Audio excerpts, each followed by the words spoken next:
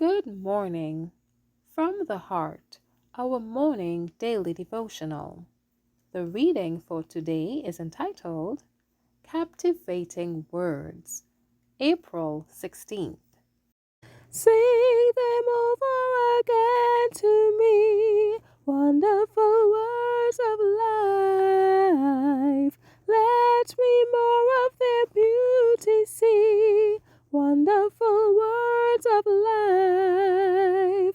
Words of life and beauty, teach me faith and duty.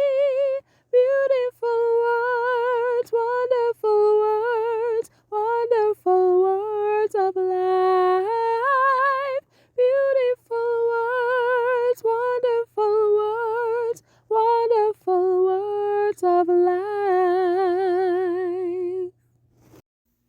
John 7:46.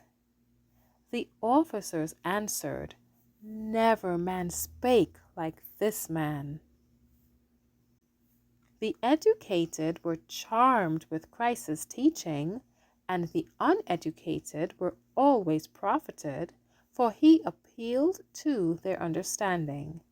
His illustrations were taken from the things of daily life, and although they were simple, they had in them a wonderful depth of meaning. The fowls of the air, the lilies of the field, the seed, the shepherd and his sheep, with these objects Christ illustrated immortal truth, and ever afterward, when his hearers chanced to see these things in nature, they recalled his words. Christ's illustrations constantly repeated his lessons. Christ always used the most simple language, yet his words were received by deep, unprejudiced thinkers, for they were words that tested their wisdom. Spiritual things should always be presented in simple language, even though learned men are being addressed, for such are generally ignorant regarding spiritual things. The simplest language is the most eloquent. Christ's words, so comforting and cheering to those that listened to them, are for us today. As a faithful shepherd knows and cares for his sheep, so Christ cares for his children. Christ knows his sheep intimately, and the suffering and helpless are objects of his special care. Christ did not design that his words should return to him void. He himself wrote nothing, but the Holy Spirit brought all his words and acts to the remembrance of his disciples, that they might be recorded for our benefit. Christ's instruction was given with the greatest clearness.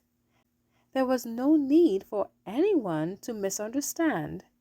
But the scribes and Pharisees misconstrued and misapplied his words.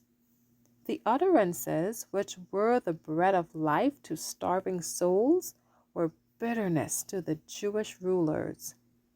In his Sermon on the Mount, Christ spoke as though he knew that the scribes and Pharisees believed the Old Testament. They were in that gathering, and the disciples were close beside their beloved teacher. There Christ declared, Except your righteousness shall exceed the righteousness of the scribes and Pharisees, ye shall in no case enter into the kingdom of heaven. By his words he condemned their formalism and hypocrisy. And though applying directly to those before him, these words apply also to those of this age who do not the will of God. They are far-reaching and come sounding down the ages to our time. Thank you for listening. Shalom.